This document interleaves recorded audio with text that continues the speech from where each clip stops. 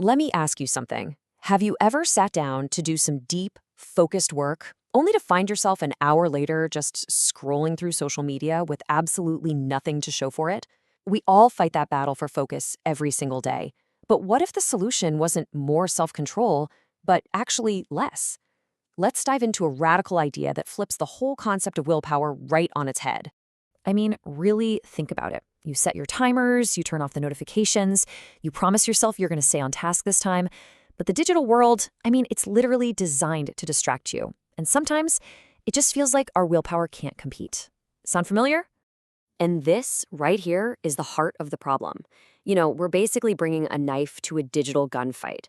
The tools we try to use to focus they're completely outmatched by the very platforms that are built to pull us away. But what if we could change the rules of the game entirely? And that's where this wild new approach comes in. I want you to forget about gentle nudges and friendly reminders. We are talking about something way more intense. So welcome to what people are calling focus jail. The app itself is called Locked In, and believe me, the name is no joke. The entire philosophy is built around one single powerful idea: locking you into a deep work session by making it psychologically and sometimes even financially impossible to escape. It's like a commitment device on a whole new level. I love this quote because it just nails it. Think of it like a potent psychological cocktail, right? It takes the time sessions from the Pomodoro technique, but then it adds the super high stakes of a commitment contract, where you put something on the line to make sure you follow through, and then it wraps the whole thing in the addictive dopamine loop of gamification. It's a powerful and, as you're about to see, brutally effective combination. Okay, so how does this focus jail actually work? What are the rules of engagement that build this fortress around your attention once you're on the inside? So getting started is actually pretty simple. First, you set a really clear, concrete goal, no vague stuff here. Then you decide how long you need. But step 3, this is where it gets real. You put something on the line. You can stake actual money or crypto. This taps right into that powerful psychological trigger called loss aversion. We hate losing something way more than we enjoy gaining it. And hey, if that's not enough, you can activate social proof, which will literally notify your friends if you fail. Talk about accountability. The second you hit start, your world just shrinks. All your usual distracting apps and websites totally blocked. If you even try to navigate away, the whole screen just grays out, like a little reminder saying, hey, get back to work. To help you get in the zone, it automatically plays focus music, and it's tracking your stats and streaks the whole time to keep you going. There's even a leaderboard, for your competitive side. But what happens if you break? Oh, the consequences are very real. If you quit early, you don't just fail your goal. First, you lose whatever money you staked. Gone. Then, that public shaming kicks in, and your friends get a notification. And to add a little insult to injury, the app can even hit you with AI-generated penalties, like embarrassing memes or funny voice notes. It's wild.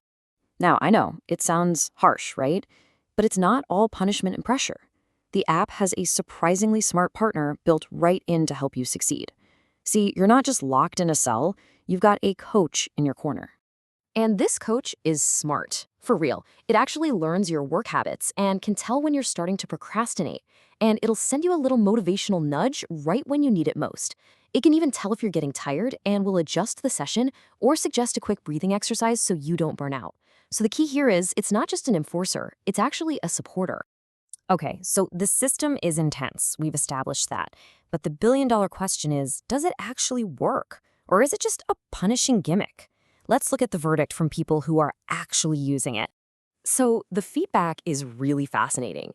On one hand, you have users, especially creators, students, and remote workers who just swear by it. They say it's the only thing that's helped them beat their phone addiction and finally hit that elusive flow state. And the gamification, well, that keeps them coming back for more. But on the other side, it's not for everyone. If you're not in the right mindset, it can feel more punishing than productive. And, like any new tech, it's got a few bugs, and that crypto feature is still in beta. But here's the kicker. Despite the intensity, despite the occasional bug, users have rated it an outstanding 4.7 out of 5 stars. That number, it speaks volumes, doesn't it? For the people who need this brutally effective approach is clearly delivering results. So what does an app like Locked In really tell us about ourselves and maybe about the future of work? It raises some pretty deep questions about discipline in our super connected digital age. And this is the thought I really want to leave you with. We're basically outsourcing our willpower to an app, right? Locking ourselves in a digital room just to be productive. And yeah, it works, but at what cost? Is this the trade-off we have to make to achieve deep work in a world of just infinite distraction? Something to think about.